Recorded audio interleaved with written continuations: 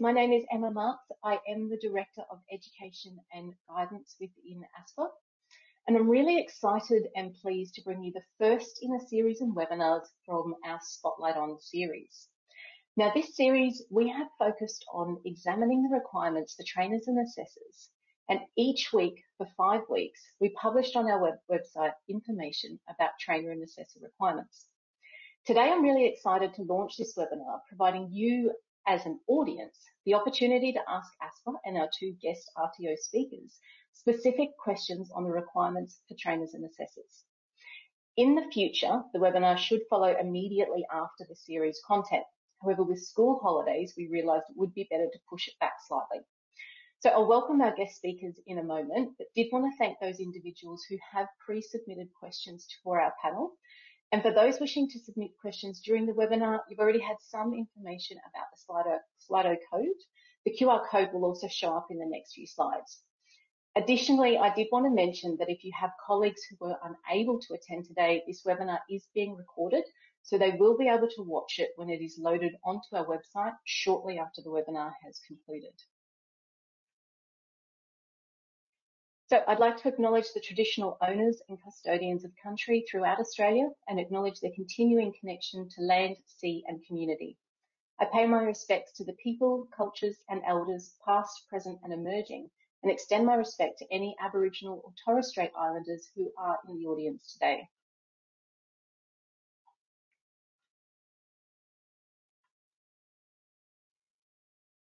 Okay, so you've already received the Slido code, but if it's easier to access it through the QR code, it is now on the screen. You've also got the website and the event code.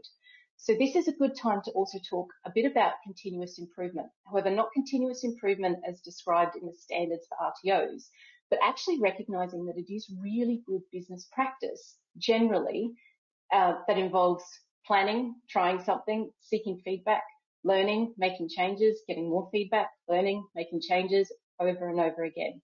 And this is for all businesses, including ASQA. So last year at the start of COVID, we really started to ramp up our engagement through webinars. We started with a capacity of about 300 to 500, and today we're now at a point where we have 2,400 people registered just for this event. And that came through us slowly growing and increasing the available number of attendees. We also started with ASQA-only events, detailing more content, but over time, we've come to extend the opportunities for real engagement, asking questions and learning from real experiences with the intention to help RTOs to improve their businesses. Now, there are always offsets. We know that by having such a large number of people attending, we can't really have those verbal discussions with an audience. However, the advantage of Slido is that you can have more opportunities to see questions that are already asked. And if they're relevant to you, you can then upvote them. And if there's something of interest to you that hasn't yet been asked, you can also submit that question for other people to upvote. So the questions that are already on the screen are those that we've received during the 5 weeks of the Spotlight On series. There are a lot, so please upvote the questions that are of most interest to you. However, there is also opportunity to add additional questions that haven't yet been asked. The way we're planning on running this is we'll be looking to answer the top questions that are on Slido each time. Now, we do have people behind the scenes who will hide questions once asked. They do also have some power in that if there is a particularly interesting question that is emerging, they can add it to the top for us to look at. Now, we are sticking to the topic of trainer and assessor requirements. So that's your clauses between 1.13 to 1.24 of the standards. If you propose a question that doesn't relate to this topic, it won't show up on the list. Also, if you have a question for a specific person, please put their name first. I don't think all 3 of us will answer each question, so it's a good way to identify if you've got one specifically for a person.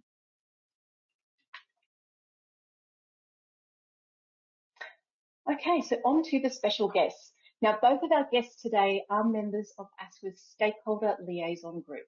The SLG is a group of 17 members, both RTOs and also consultants, selected on the basis of their experience and standing in the vet and ALACOS sectors to help us with our engagement and education practices. Now, this includes helping us identify opportunities, better understanding of the risks and concerns, and also having a more active involvement in the work that we do. Welcome, Julie. She is the Executive Director, Vocational Education and RTO Manager of TAFE Queensland. Now, it is a great opportunity to have such a large RTO represented in this webinar to discuss trainer and assessor requirements. TAFE Queensland is 135 years old, has over 500 qualifications on their scope from 37 different industry sectors. They have over 50 campuses across Queensland and provided training to more than 109,000 students in 2019-2020. They are CRICOS registered, providing training to international students, as well as being approved to deliver several qualifications overseas. Now, this means that TAFE Queensland has obligations under both the ESOS and NBR Acts. The big advantage of having Julie here is she works for an RTO with multiple campuses, multiple industry areas, and there are so many variations there. I know there are many RTOs that operate from at least 2 campuses and across a variety of industry areas, and who really want to understand the experiences to help guide consistency. So thank you, Julie.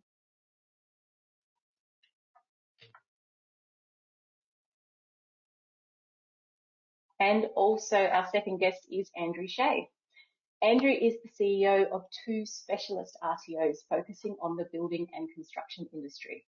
The Builders Academy of Australia, which provides special training from pre-apprenticeships to diploma level qualifications in the building and construction industry, including work health and safety through both individual student avenues as well as employers developing staff skills. The Builders Academy of Australia has over 50 qualifications on its scope of registration across 6 industry areas. And Citywide Building and Training Services provides training from traineeships and apprenticeships to diploma level qualifications, focusing on the building and construction industry with almost 30 qualifications on scope from 3 building and construction related industry sectors. So Andrew's experience is more tuned to the smaller to medium-sized businesses. It's interesting, though, that even though these RTOs are within the building and construction industry, there are still multiple industry sectors within that range. So Andrew should have a really deep understanding on the value of really understanding your market and how that influences trainers and assessors. Andrew is also chair of the Education Industry Reference Committee through PwC Skills for Australia. And he mentioned just before the meeting that he is still an active trainer and assessor and still delivers training on a weekly basis. So welcome, Andrew. Oh.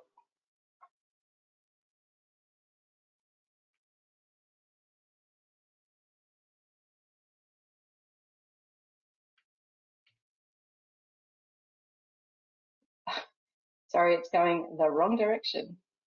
There we go.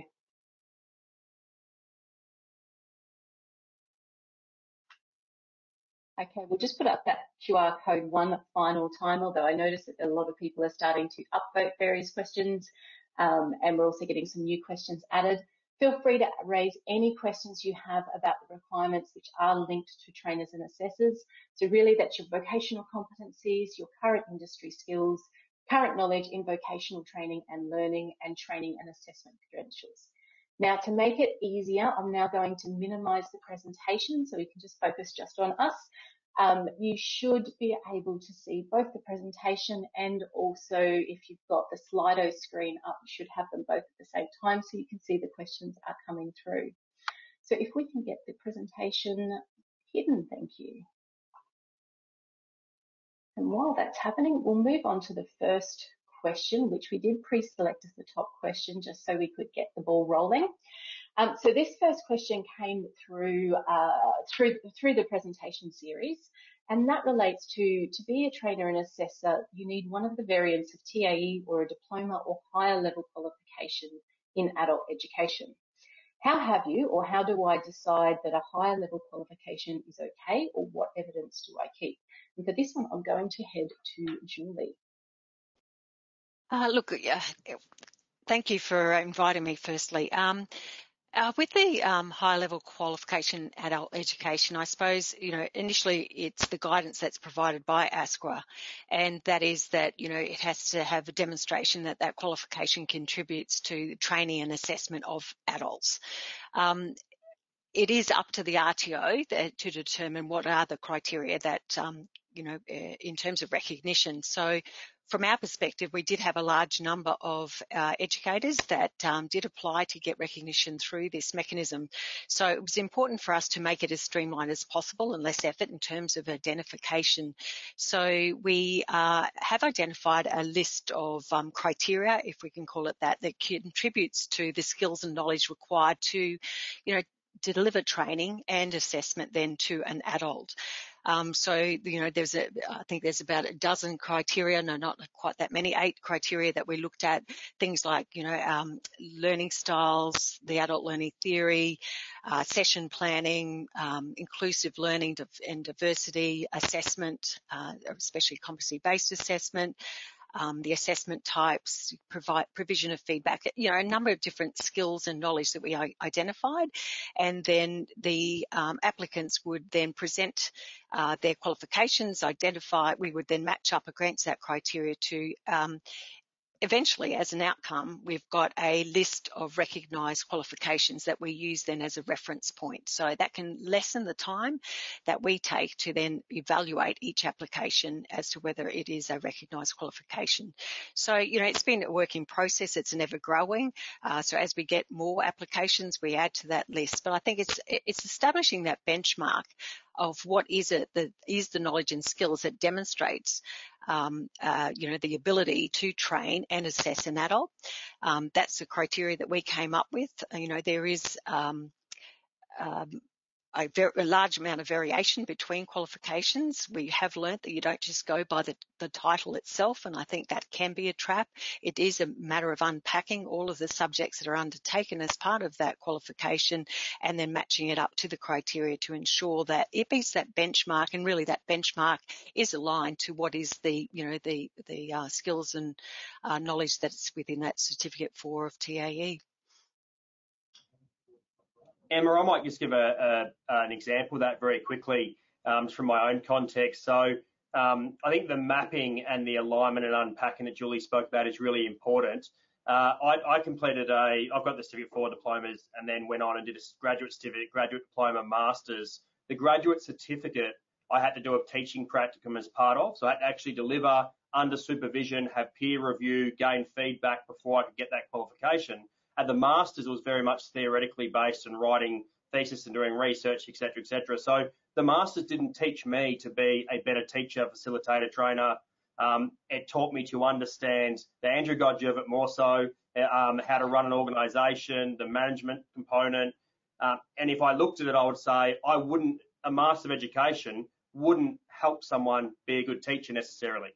Whereas the practical component is what you're trying to gain. And it's no different to having a look at a student who applied for RPL.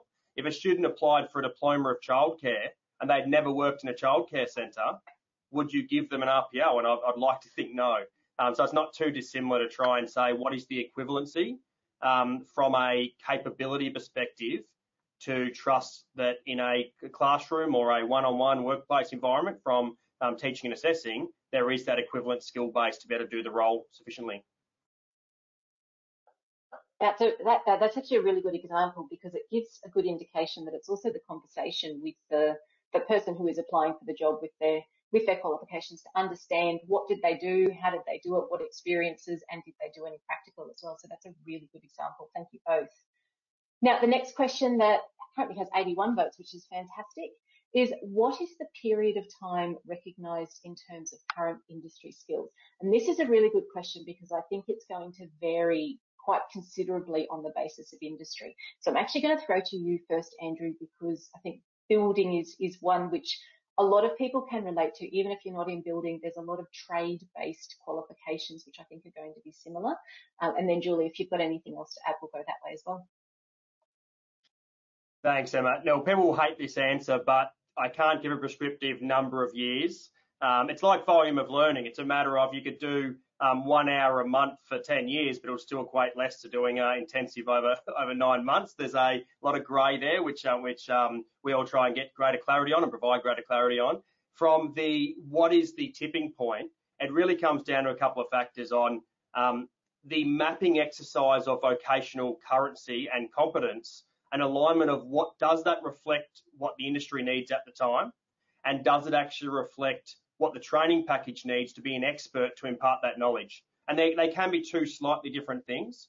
I'm aware that some training packages do stipulate minimum years of experience, and also within currency, civil construction is an example of that. So there are specific benchmarks that have been fed into training packages, but largely it comes down to the RTO for you to ask the question and say, can someone I'm hiring as a teacher or trainer impart knowledge that the graduate will need to be fully competent to take on that job role at the end? And if they're unable to do so, and it comes into some other questions of professional development and currency as well, if they're unable to impart that knowledge from their own current skills, and it becomes do as I say, not as I do, one, there's not the quality experience in a classroom or workplace environment for that delivery, but also students start to call your trainers out and go, well, hang on, when's the last time that you actually were in a childcare centre or in a kitchen or on a building site? So I guess that currency can move, but it's really about the alignment of, is it a reflection of currency of workplace expectations and the skills and knowledge required for that graduate?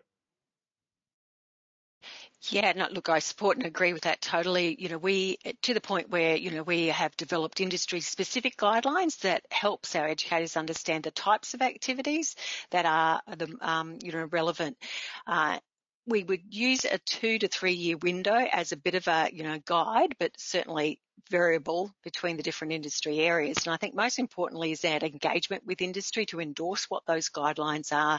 We need to ask the industry what are their expectations around the skills and knowledge of the educator and their currency. And as Andrew said, it's about what's the intent, and that is that they can or are familiar with what is current industry practice. So therefore, it's important that the industry themselves guide what is it they'd like to see as the knowledge and skills, and what's a currency window from their perspective. And that is two really good points that have been raised. One is looking in the training package, which does include the companion volume, because sometimes training packages actually give guidance there. It may not be a mandated thou shalt do this, but there is often guidance there which indicates what industry expects, which leads into the importance of you understanding and being hand in hand with your industry. So it's knowing who your industry is, really talking to them as an RTO to understand what they expect, finding out from them how often things change, and that really reflects what that time frame should be. I mean, even things such as basic as Office. Computers change constantly, technology within computers change constantly, so you need to be up to date with that much more regularly than you would with some other industries which are well established and they keep their same practices. So that's really good. Now, one question that's just come to the top, and you can definitely interrupt if this is incorrect.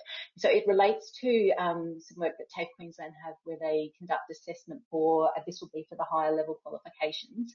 So I will say, if both Julie and Andrew have particularly public resources that they're willing to share links to, that would be more than happy.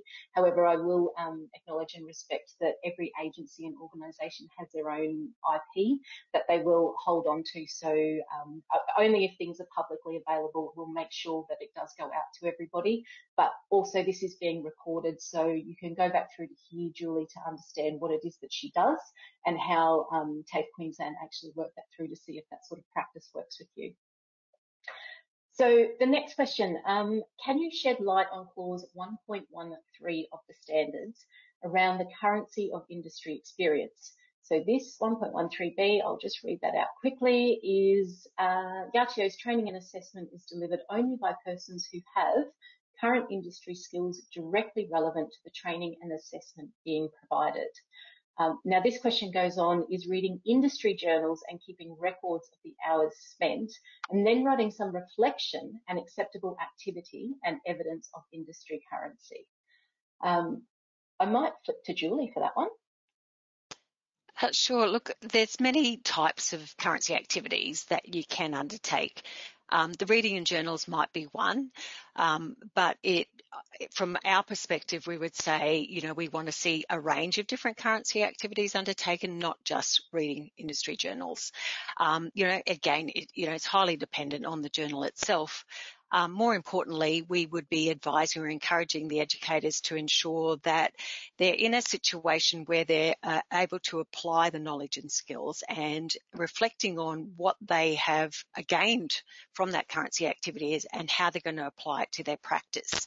So, we would, I guess, the value of the different currency activities, we would see a release to industry or working in industry being more valuable perhaps than, just solely reading industry journals or other activities. So, yeah, it's that application and hands-on knowledge and experience that we would be looking for, but not discarding journals themselves. It's just one of the many ways. I might just adding to a previous point on a similar topic, Emma. The vocational education training sector is about practical skills largely. So it's about tactile learners and kinesthetic learners who are primarily potentially in trades and in some of hands-on skills that we're trying to show how to actually impart that knowledge in a workplace, appreciating there's other soft skills that are built into that. If we had a student come to us and say, I did a qualification 20 years ago, but I've got a journal that I read on how to build a house since, but I haven't built anything in 20 years, would you give them an RPL? Or would you complete a recognition of current competency type process? Well, again, I'd hope not.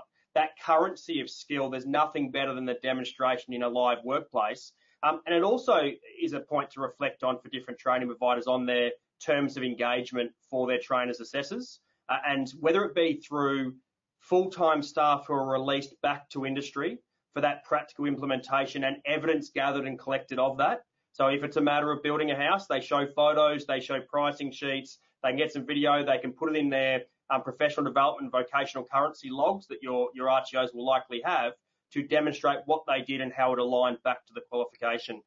My own organisation, we very, very rarely hire full-time trainers assessors because we want them to have their expertise live and being able to speak in a classroom to what they're doing in the projects that day or on the work site, show photos, speak through it with the actual students themselves. So that currency can't be questioned. And them themselves are having to remain current with the technology on site and the trends and change in the implied and otherwise pressures of the workplace, as opposed to, again, simply being a professional educator. And the best teachers and trainers that I've had over the last 20 years in this industry are those who don't necessarily see themselves professional educators. They still see themselves as passionate representatives of the industries where they have their technical skill, and now they have that passion to impart the knowledge to a next generation, and they wear those dual hats. And I think if you can get that model right, it means that currency shouldn't be a concern outside of the ways to fill the bucket, as Julie talked from topping that up for evidence in a file. And can I just add to that? Sorry, Emma, it's a reflection on it's the linking back to what they're actually training and assessing. So, often that's a very broad number of units. So it's important that they're thinking about and planning what those currency activities are that they're going to undertake to ensure that they're getting that breadth. Often they focus on one or two units, and sometimes the industry journal is that. It will tend to lock them into just one or two, and they're not getting that range of experience. In saying that, even doing an industry release, depending on the role and where they go, they may still only get a narrow view. It's important that they plan it and think about all of the different units that they're delivering and making sure they've got currency across. And my big takeaways just actually from that conversation, I'm jotting them down as we go. Number one, I really, really like hearing the thought process of your trainer and assessor and aligning it to an RPL. And I think that's probably a really clear example for all of your trainers and assessors. Just sit back and reflect on the basis of, based on their experience, could they actually go through an RPL process? That's actually really good. The other parts are looking about the breadth of knowledge, so down to the unit level as to what they're actually delivering, but also the role and where they go. And I think that's really important from an industry perspective, and it also links to you knowing your students, where is it that they're actually planning on being employed or maintaining their employment with, because that's actually who your industry is. So no matter what there's quite a few qualifications where there's a lot of pathways. You really do have to understand who your students are to know who your industry is, and that's actually where your trainers and assessors go and get there and develop their industry skills and maintain their industry currency, and that should be their focus point. So that's really good. Now, the next question I think we've kind of answered already, so we might move on to that one, which is how many hours I should spend on maintaining currency and competency. So we'll go to the next one, which is, can you provide an example of how I maintain my vocational competencies of the courses I train and assess if the qualifications I hold are superseded and not equivalent? So this is a bit of a complex one. So just a reminder, the RTO's training and assessment is delivered only by persons who have vocational competencies at least to the level being delivered and assessed. So this explains a scenario where qualifications have changed and the new qualification is superseded, not equivalent, what the scenario would be. I'm waiting to see if one of them raises their hand. I'll go to Andrew first, and Andrew can start to answer this one. Was I obvious enough then, Emma, that I'll tell you that's right? So I think this opens up a number of topics, and some of it is terminology. So what do you need to remain current with? What do you need to complete professional development in? And there's two aspects. One is the currency of your vocational skills from your vocation before coming into being a trainer and the knowledge you're imparting. So childcare, cookery, nursing, whatever that may be. So that's about how you ensure you've got the currency of skills and knowledge to impart that to students. That means that in their specific question on the qualification being held being non-equivalent and superseded, the exercise for your training provider is to ensure that your matricy and your evidence provided is against the individual units of competency for what you're now delivering. Because there are significant changes across training packages, and particularly with the Australian Industry Skills Committee rushing so many qualifications through for approval over the December and January period. If I give an example from my organisation, Diploma of Building Construction Building went from 18 units of competency to 27. Now, for a current trainer assessor to say, well, if I could do the 18, I'm sure I could do the 27. Without that mapping, I don't imagine that's going to fly at audit. It's a matter of, great, so is there any new technologies built into the additional 9 or so units, because other units have changed around? Is there new technology from a virtual reality and augmented reality, from a robotics perspective, from new legislation that's come in that wasn't in the old training package? The onus is on the training provider to do a mapping of the currency against what is actually being delivered, not what was previously held. So I think it's important to not get vocational competency mixed up with holding the exact unit of competency. What I would say from a good practice perspective, and our organisation says, and this is a good example of that diploma. So we've got all of our existing trainers assessors, and we've got about 100. We'll come back and repopulate a matrix with the 27 units of competency. They may spread some previous experience from their old one and build in similar qualifications across over it. And then we will say, great, show some industry currency against all of those 27 areas. What have you been doing in the workplace? Have you got any testimonials of people who can verify what you've been doing? Let's ensure we've validated any related qualifications. And once we've got that portfolio, the next question is, well, hang on, we've just created a portfolio for RPL. And then if you look at a recognition of prior learning process internally, it's one that must be significantly robust, and I suggest it has a second pair of eyes on it for complete independence rather than one trainer just saying, hey, I'll assess you and you assess me. There needs to be a built-in formalised process within the RTO, but there's no reason why your trainers assessors wouldn't have the latest qualification if you were able to gather sufficient evidence of their currency and capabilities and competence against each individual aspect. And if it's not through your own RTO, and many will say, we're not sure we have the robustness of process, partner with a like-minded RTO to have a look at that independent process. Go to your peak bodies and say, is there someone within our membership that actually could work with us to complete this process and give true independence to the finding of competence, so they do hold the qualification they're delivering. But I think that professional development within the technical skill area versus their training and assessment capability. They need to be differentiated.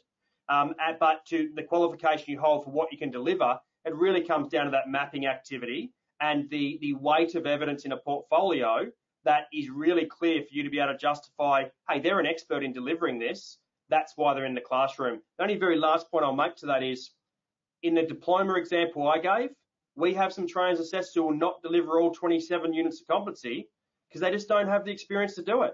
They may be experts in 13, in 16, in 19. It's not a one-size-fits-all. It's not a matter of, oh, you're a builder, so you must have the 27. They may not have done high-rise, they may not have done concreting, they may not have worked in specific states, whatever it may be. That justification, you need to be very comfortable. You have evidence on file of why you are putting them forward as experts to deliver that competency. Excellent. And I will also say, just we've got the Spotlight On series. I think it was week 2 where we talk about vocational competency. So this does go into demonstrating equivalence of competency, means that the trainer and assessor has the broad knowledge, skills and experience requirements similar to actually holding the unit. So definitely look at it from the unit of competency level. It then gives an example about the consistent approach. So it goes through some various steps that you could consider looking if you're developing a strategy that way. And sorry, Julie, I cut you off there. That's okay. I was just going to reiterate exactly that it is about the individual units as opposed to the qual, and recognising that the vocational competency can be demonstrated in a number of different ways. So it doesn't necessarily mean holding the exact unit. It can be a previous iteration of the unit. It can be, higher level qualifications. It can be industry experience itself, and more likely to be the combination of all. It's about the mapping.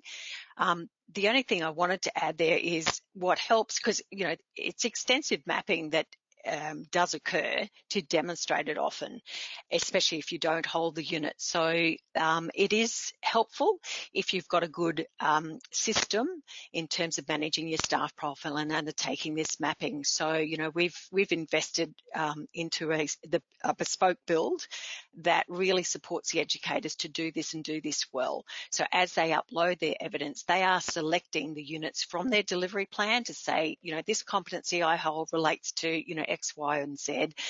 This currency activity I've undertaken relates to, and then the system itself will then spit out the report that shows that alignment against each of those units. Now that makes it a lot easier for the educator, because otherwise a paper-based mapping can be very cumbersome. Excellent. And just a quick shout out. I've had a message come through the back end to say there are a huge number of questions coming through. So thank you very much for that one. Reminder though that the questions do need to relate to trainers and assessors, and they really do need to be as general as possible. We can't answer specific RTO questions just because of the sheer number of people that we've got on board. So yes, they are coming through. We are trying to punch them to as quick as we can, but there are a huge number of questions coming through. I think that top question we have answered. So we'll go on to the one from Lauren, which is, can you confirm that there will be more consistency in documenting trainer competency when you hold a higher unit? The requirement to map element or all reflects a significantly different expectation and workload for trainers and RTOs. So it's moving around nice and quickly there. So I think that's probably a bit more of a regulatory perspective in terms of consistency. So what I'll say is that the performance assessment approach really looks at understanding how an RTO implements practices so they are assured that they are actually meeting the requirements. So it's less about having this particular document and ticking these boxes. It's actually about understanding how you as your RTO identify what the needs are, and whether you map it out or whether you do some other form of approach to make sure that you're confident that your trainers and assessors meet the requirements, particularly when it comes to a higher level unit. So it really does come down to your assurances and the things that you have in practice. The other things that I'll say, the Spotlight On series has a double advantage. One, it is information for the entire sector so that we're focusing on a particular topic and we're coming out with a lot of information. The other part though, of course, is that it's information that is shared within ASQA, so that you can think of it from a consistency perspective, that we are getting the exact same information that you are getting at the same time. So it's consistency across the whole of the vet sector, not just within ASQA. The top question at the moment is, what have you found are the challenges in managing trainers and assessors who are under supervision and ensuring they have and gain the right skills and experiences? So I'll put the question first to Andrew and Julie. Have either of you had trainers and assessors, or trainers, sorry, operating under supervision? Andrew's nodding his head first, so I'll put to him.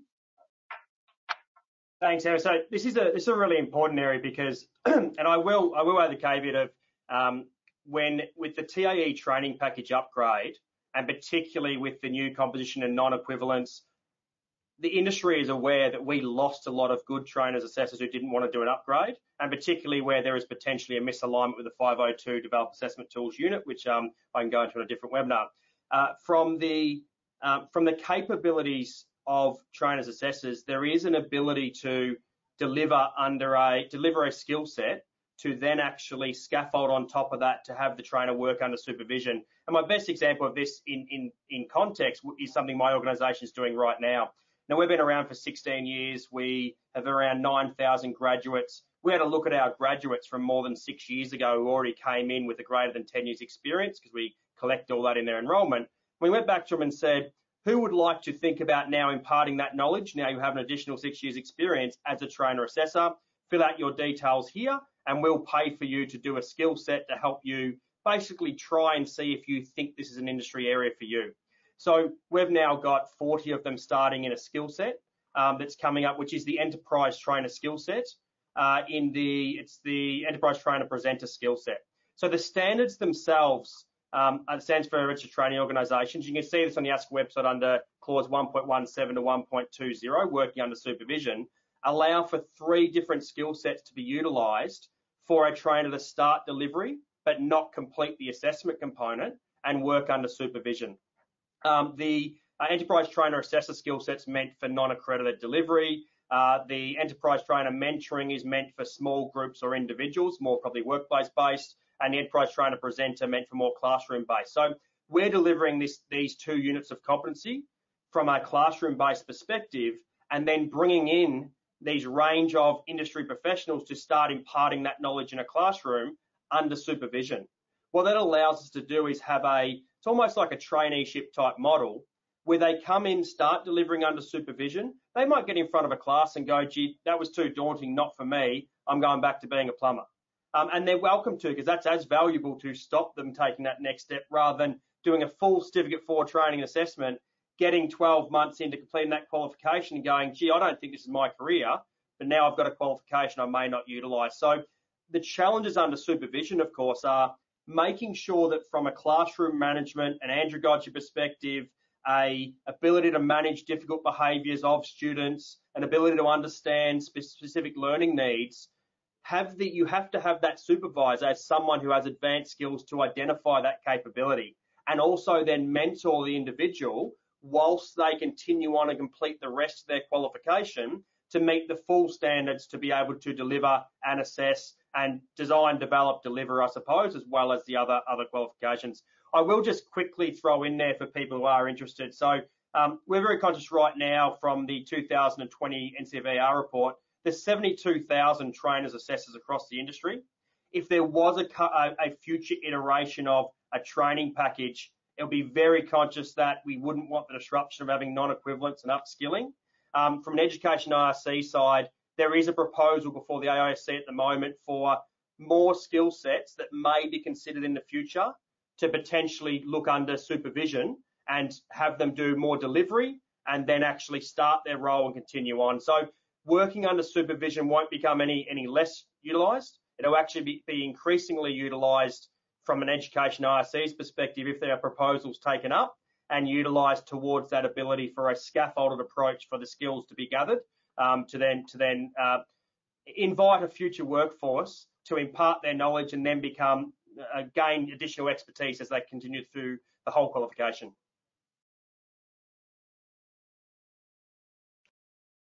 And I really like what you said. Oh, sorry, go. I was going to say, I really like that you mentioned that there are a number of skill sets and you pick the skill set that is actually intended for who your learner cohort is going to be. I think that's a really key one. But the other thing that I hadn't personally reflected on, and I think is really good advice, is about finding the supervisor with advanced skills. So it's actually having reassurance in your supervisor's capabilities, which are over and above the normal trainer and assessor role. I think that's really quite valuable. There'll be another question, but I'll go to you, Julie, next.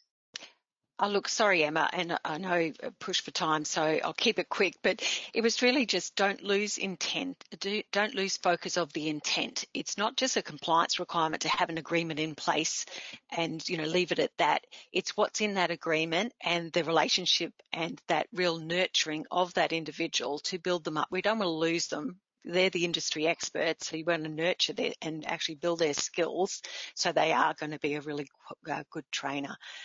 So I know often it's just about making sure they have that bit of paper in place that, covers off the compliance requirement. That's not the intent. Yeah, that's really, really valuable. One more thing that is important, because it's an area of misunderstanding, is where they're working under supervision, it doesn't give any out to not have the vocational currency or competencies to deliver.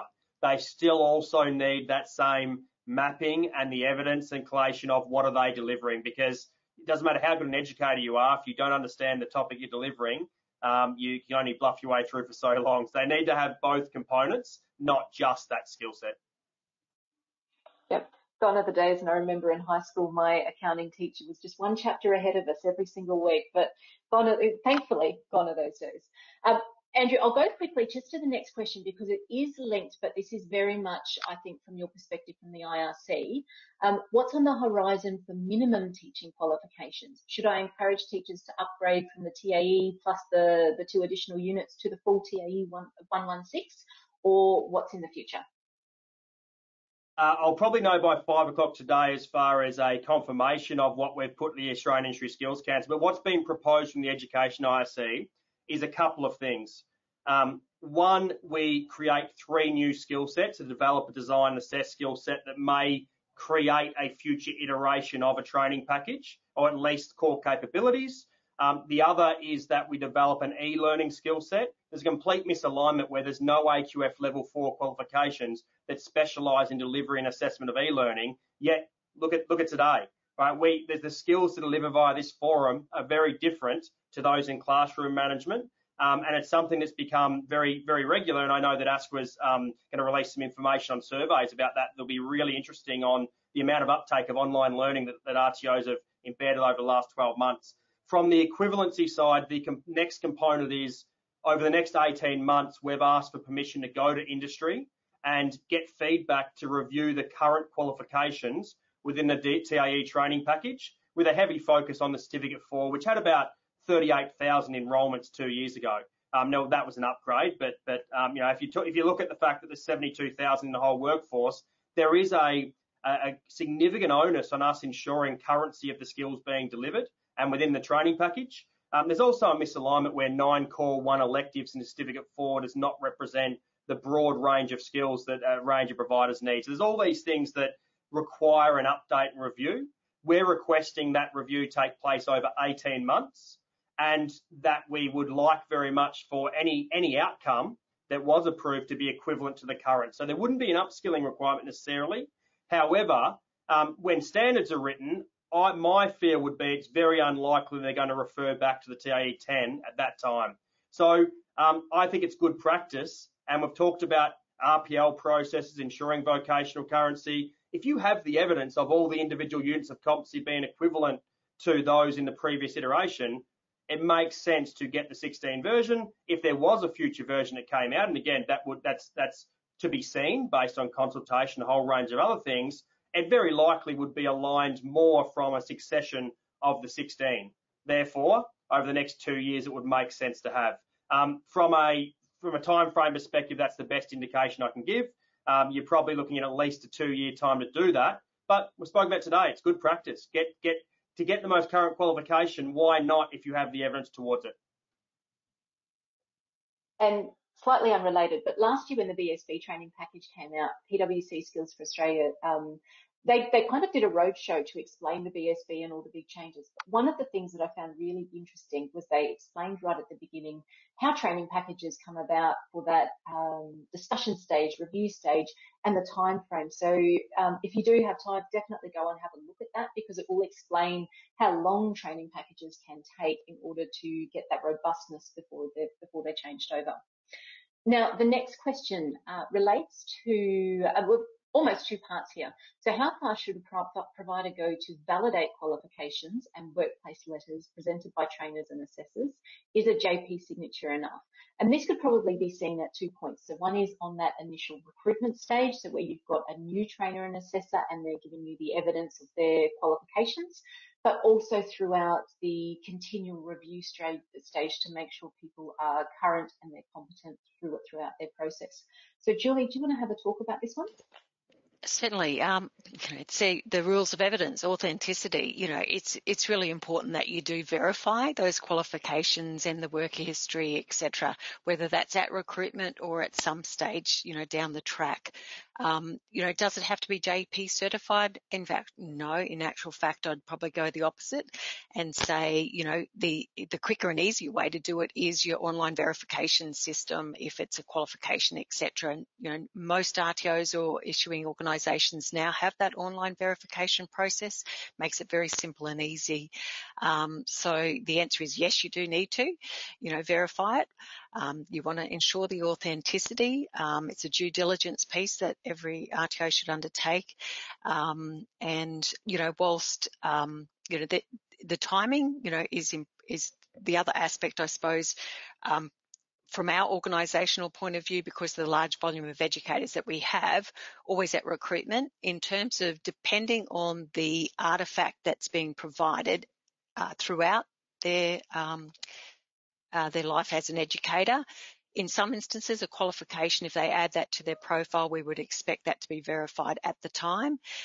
Currency activities or addition of history, etc., usually are done at regular intervals. So as they, meet with their team manager and they do what we call our performance and planning and performance reviews, that's where they would look at their profiles, have a look at the currency activities and other activities that they've undertaken.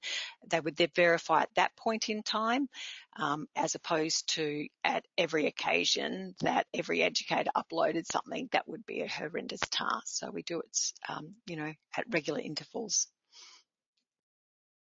Yeah, just quickly, Emma, depending on the currency of that qualification or how recent it was, the unique student identifier to get approval to check that as well will also verify that. We just simply call up the issuer and say, can you confirm in writing, please, that this is accurate? Some have them on the website you can do yourself. Some charge you for the privilege, which I think is a very poor trait for providers, and for those who do that, I don't think that's a good idea. And others will simply go, yeah, no worries, we're all in this together. We understand the requirement. And that goes for students who require credit transfers as well as for trainers for validation of their qualification. It's part of your quality assurance practices so that you can trust what you've got.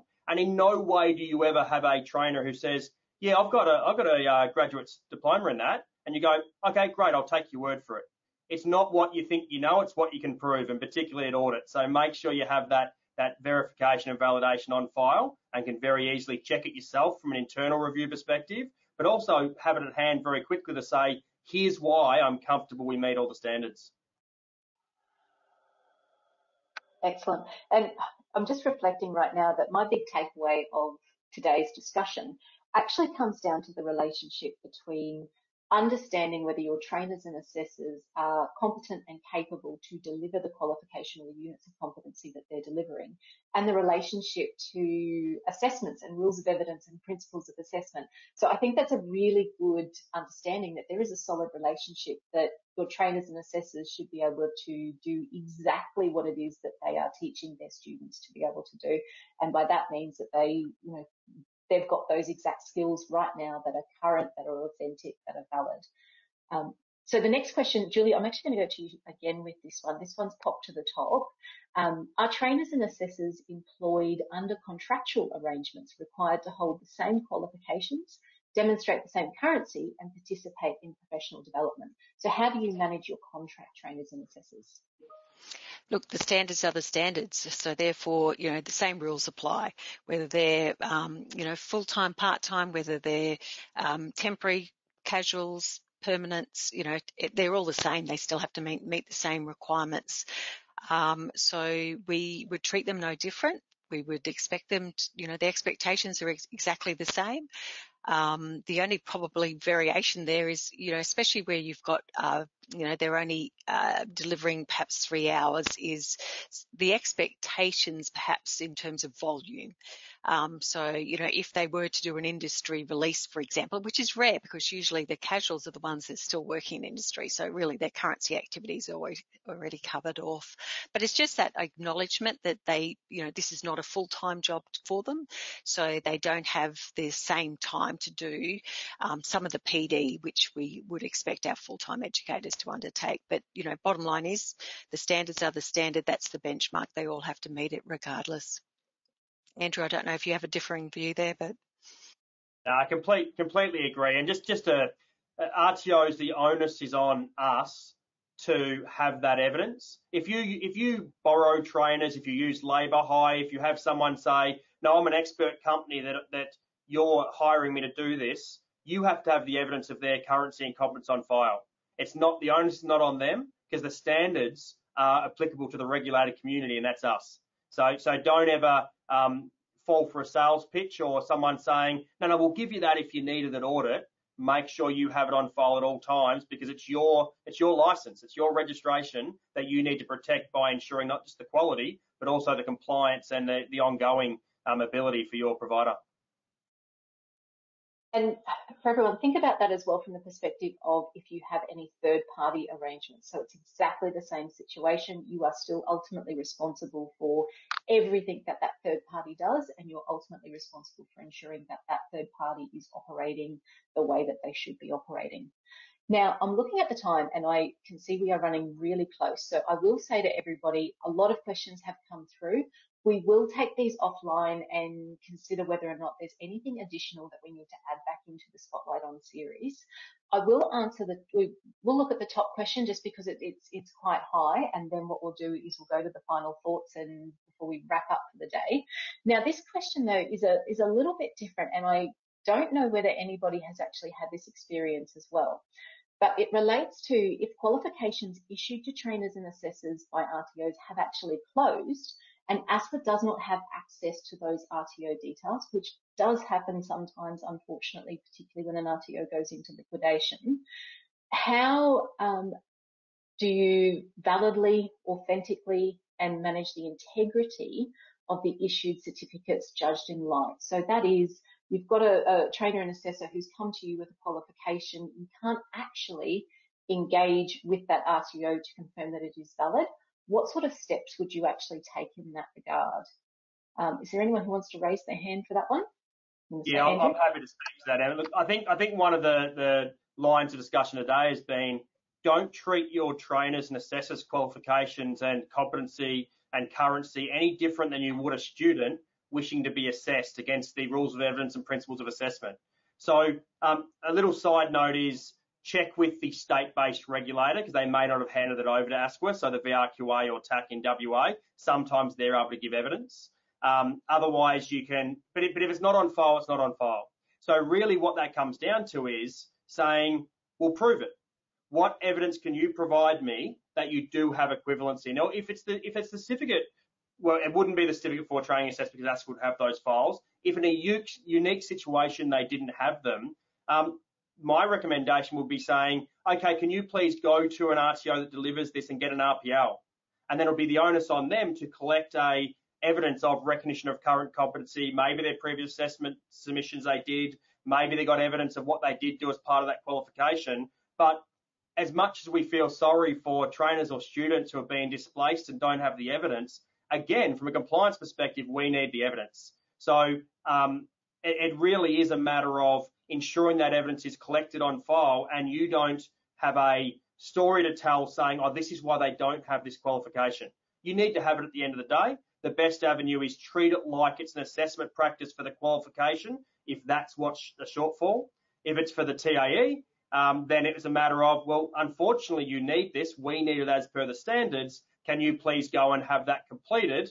And if they believe you have sufficient evidence to grant that, then I'm happy to accept that as part of your application and your onboarding. And the one thing I'll say is, particularly when it comes to qualifications that are more recent, so if you're looking at somebody who says, look, I've actually got this qualification that the RTO has closed down, and it's the qualification that you want me to deliver, you should be able to access the USI and get evidence through that, because most qualifications are fairly recent, so they would have been on that sort of process. So definitely seek to see whether you can access it through the USI to get that access that way. Now, I will say we are at 3 o'clock, so I am going to do a very, very quick wrap up. First one is just to mention that the next Spotlight On series will actually be on assessment validation. Now, this has been a really big topic, and it's something that we've actually had quite a lot of interest come through in the last few months, so we thought we'd focus on that one. Now, that chapter is going to be launched probably in middle to end May, and the series will also conclude with a webinar, so that will give you opportunities to ask specific questions about assessment validation.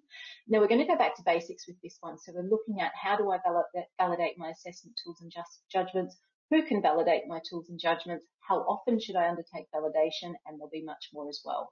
So please stay in touch by monitoring our social media and accounts, which are ASQA.gov.au on Twitter. We've got our LinkedIn profile, and of course sign up to our monthly newsletter, which you can do through our main webpage on asqa.gov.au. And we will go to the final slide, which is just to say thank you. If it doesn't fold over, that's quite okay. So I'd like to thank everyone for attending today's webinar. I'd also like to say an absolutely huge thank you to both Julie and Andrew for their insights and tips. Thank you so much for both of you. If you have colleagues who were unable to attend today's meeting, as I mentioned at the beginning, the webinar is being recorded, so we'll load a copy onto our webpage shortly after. Again, special thank you to our panelists. We have really appreciated their time and insights today. And finally, thank you to everybody for coming along, and we look forward to seeing you in the next webinar. Thank you so much, everyone. Have a good afternoon. Thanks, Emma. Bye, Andrew. Thanks, everyone. Thank you.